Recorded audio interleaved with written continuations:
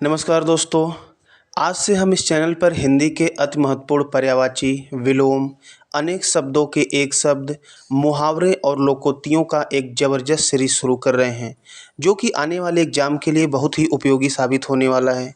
आज का पर्यायवाची माँ दुर्गा का है। अक्सर होता यह है कि बच्चे पर्यायवाची को रट लेते हैं, लेकिन कुछ दिनों में सब कुछ भूल जाता है। लेकिन मेरा मानना है कि यदि किसी शब्द को तोड़कर उसके बारे में डिटेल जानकर पढ़ा जाए तो शायद उसका अर्थ कभी ना भूलें। चूँकि नवरात्रि का समय चल रहा है और इसके तुरंत बाद यूपी ट्रिपल एससी पेट का एग्ज़ाम है, तो माँ दुर्गा से संबंधित एक पर्यायवाची अवश्य पूछा जा सकता है। अतः आप लोग कॉपी और पेन साथ लेकर बैठें, जिससे कि जो भी हम डिटेल व्याख्या करेंगे आप लोग उसे नोट करके एक बार अवश्य रिवाइज करें। दोबारा आपको यह पढ़ने की ज़रूरत नहीं पड़ेगी। तो चलिए शुरू करते हैं। पूरा वीडियो ध्यान से देखिएगा। माँ दुर्गा के पर्यायवाची में पहला शब्द है आदिशक्ति। अगर इसको हम तोड़ें तो दो शब्दों में तोड़ेंगे, आदि और धन शक्ति। आदि का मतलब होता है सबसे प्राचीन और शक्ति का मतलब शक्ति होता है। तो जो सबसे प्राचीन या सबसे पहले शक्ति थी उन्हें आदिशक्ति कहते हैं, इसीलिए दुर्गा का नाम है आदिशक्ति। दूसरा इनका पर्यायवाची है आद्या। आद्या का मतलब क्या होता है?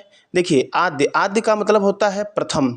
प्रथम मतलब होता है सबसे पहले, और जब आ की मात्रा लगाते हैं तो वहाँ पर स्त्रीलिंग बन जाता है।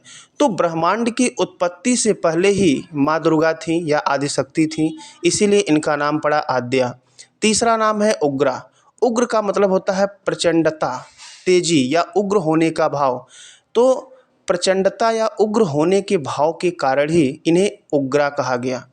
अगला शब्द है कपर्दिनी। कपर्दिनी को यदि हम तोड़ें तो दो शब्दों में टूटेगा, कपर्द अधन इनी। कपर्द का मतलब क्या होता है? जटा होता है। कपर्दी भगवान शंकर को कहते हैं, क्योंकि शंकर के पास जटा होती है, और इनी का मतलब हो गया उनकी पत्नी। तो भगवान शंकर की पत्नी होने के कारण इन्हें कपर्दिनी कहते हैं। तो भगवान शिव को कपर्दी कहते हैं और माता दुर्गा को कपर्दिनी कहते हैं। अगला चलते हैं कल्याणी। कल्याणी का मतलब होता है कल्याण करने वाली। अगला है कुष्मांडा। कुष्मांडा को तोड़ेंगे तो कु धन उष्मा धन अंडा। कु का मतलब होता है थोड़ा, उष्मा का मतलब होता है गर्मी, और अंडा का मतलब होता है ब्रह्मांड। ब्रह्मांड जो है अंडाकार है, अर्थात जो ब्रह्मांड की उत्पत्ति हुई है ये किससे हुई है? कुष्मांडा से हुई है। अगला शब्द है खेचरी। देखिए, खेचर का मतलब होता है आकाश में उड़ने वाला। अब खेचरी माँ दुर्गा के लिए पर्यायवाची है, तो इसका मतलब होता है कि आकाश में उड़ने वाली शक्ति। नेक्स्ट शब्द है त्र्यंबका। त्र्यंबका को यदि हम देखें तो त्र्यंबक अधन आ होता है। त्र्यंबक का मतलब होता है त्रिधन अम्बक, तीन नेत्रों वाले। तो तीन नेत्रों वाले भगवान शिव को कहा जाता है, और इनकी पत्नी दुर्गा को होने के कारण इन्हें त्र्यंबका कहा जाता है। अगला शब्द है सहस्त्रभुजा। सहस्त्र मतलब होता है हजारों और भुजा मतलब होता है बाँ। हजारों भुजाओं वाली होने के कारण इन्हें सहस्त्रभुजा कहा जाता है। अगला शब्द है हेरम्ब जन्नी। हेरम्ब का मतलब गणेश होता है, जन्नी का मतलब होता है माता। तो गणेश की माता होने के कारण इन्हें हेरम्ब जन्नी कहा जाता है। अगला शब्द है अपर्णा। अपर्णा का मतलब होता है मतलब होता है नहीं, पर्णा का मतलब होता है पत्ते। जिसने पत्ते तक खाने छोड़ दिए हों, तो माता पार्वती ने भगवान शिव को पति रूप में प्राप्त करने के लिए पत्ते तक खाने छोड़ दिए थे। अगला शब्द है मीनाक्षी।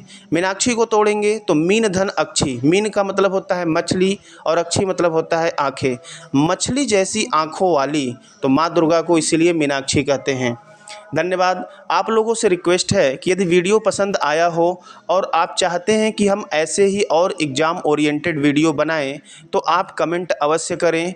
और अंत में आप सभी से एक रिक्वेस्ट और है कि महान धनुर्धर एकलव्य ने मात्र गुरु द्रोणाचार्य की मूर्ति बनाकर उनसे ज्ञान प्राप्त किया, और गुरु के एक बार कहने से अपना अंगूठा काटकर गुरु दक्षिणा में दे दिया। तो आप लोग इतना तो ज़रूर कर सकते हैं कि अपने अंगूठे का प्रयोग करके एक लाइक, कमेंट और शेयर अवश्य कर सकते हैं, क्योंकि बिन गुरु ज्ञान संभव नहीं है। धन्यवाद।